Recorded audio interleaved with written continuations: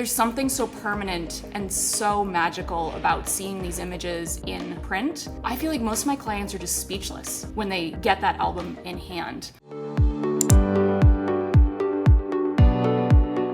We have the fabulous, infamous Jen Stitt in the studio today. Welcome. Thank you. Good to be here. I want to start off with the difference of both your life and your lifestyle and your business before you started offering albums and printed product, and then after, and how that's changed your life and your business. So I feel like we're one of those minority studios where when we started photographing weddings, we actually included an album from the very beginning with all of our collections. We never wanted to be a shoot and burn photographer. We always wanted to have that legacy item that when our clients walked away, they had something that was just absolutely beautiful, absolutely stunning, and worth, giving down to the next generation.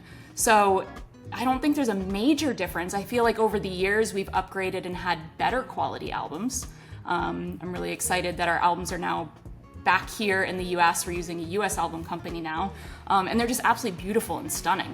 For people who are not offering albums in their business, talk about how it changes both the business side of things to you and the client perception of your business and their own perception of their own photos. There is something so magical when you receive the album and your client's sitting there in your studio and you hand them their printed album.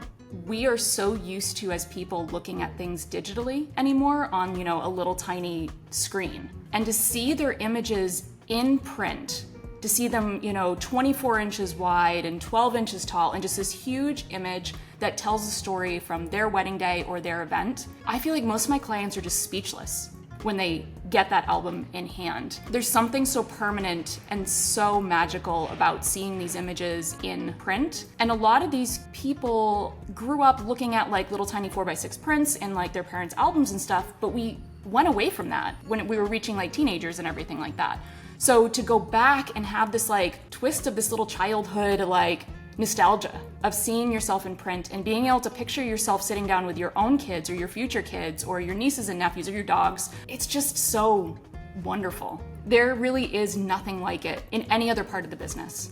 You can sit down with your clients and release a digital gallery and you can take them through the digital gallery, but there is nothing better than a printed image. And when you're meeting with potential clients and they're seeing albums, whether in person or you're showing them in a Zoom, how do you feel that changes your perception, your business's perception in their eyes? I feel like it elevates your studio above the competition when they see these gorgeous albums that they haven't seen anywhere else. Oh, 100%.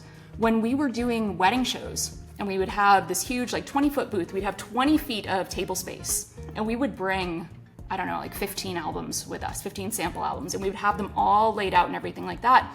And the number of people that would walk by and stop and they're like, "You offer albums?" I'm like, "Yeah." They're like, "None of the other photographers here are offering albums. You must be a professional." So it definitely makes the full experience complete for your clients because you're taking them all the way from that first moment to this moment telling a story for future generations and everything. We tend to forget about the images on our phone. I think I have almost 1 million photos, literally on my phone. But they go back 10 or 15 years and I never look at those photos. They're stored on my phone somewhere. They take up space. I have to buy the new big iPhone every single time. But to come home from a long day at work and pull out an album that has printed pictures in it, I look at those. I love that tangible feeling and everything. And here's my little nugget of wisdom. If you're having trouble booking clients, get a bunch of professional albums to show potential clients to kind of seal the deal. So we've talked generally about albums. Let's dive in and look at a particular client that you sent over that you love, and we want to hear their story. I'm going to share the screen and kind of walk through the album as you tell us about that client, their shoot, and the album they got. They make me smile every time I see them. So this is Alex and Kiefer, and Kiefer grew up in a household where dad was actually a professional photographer. And when they came in to book their wedding, his standards were so high. Can I tell you? Because he grew up in a house where dad had a professional camera, dad was taking tons of photos of him. So when it came down to booking their wedding photography, they wanted to have someone who was the utmost professional in their business. and honestly didn't care if dad like stood up a couple times during the ceremony to take some pictures. But this is their engagement session, so this was my first like time getting them in front of the camera before their wedding. And their chemistry, like I feel like you can just feel it. They just wanted to have fun. In our biggest wedding collection, we actually offer an engagement album. So when our clients are booking that collection, they're getting an album with their engagement photos as well as a wedding album. So we like to design those so they go together as a set too. It's so much fun because being engaged is like such a small era in that wedding journey. To have that printed album of this like magical moment right before you're married, right after you're engaged, it's such a special era, and I love it when our clients have those printed memories from then. Many people forget that engagement sessions are a family's very first portrait session. Exactly. You are creating a tradition for your family. For their album, what did they end up choosing for cover material, like imprinting and stuff? What did the album kind of look like? They had a personality that could barely be contained within the pages of the album itself. But as far as the album printed itself, they actually went with a very classic black leather album with a couple line of text on the cover. So something super simple that just matched classy vibe. Now, Jen, we are down to speed round, getting your philosophy on albums, wallet, etc. What album is included in your wedding package? How many pages? So our base collection includes a 12 by 12 album with 22 pages and a leather cover.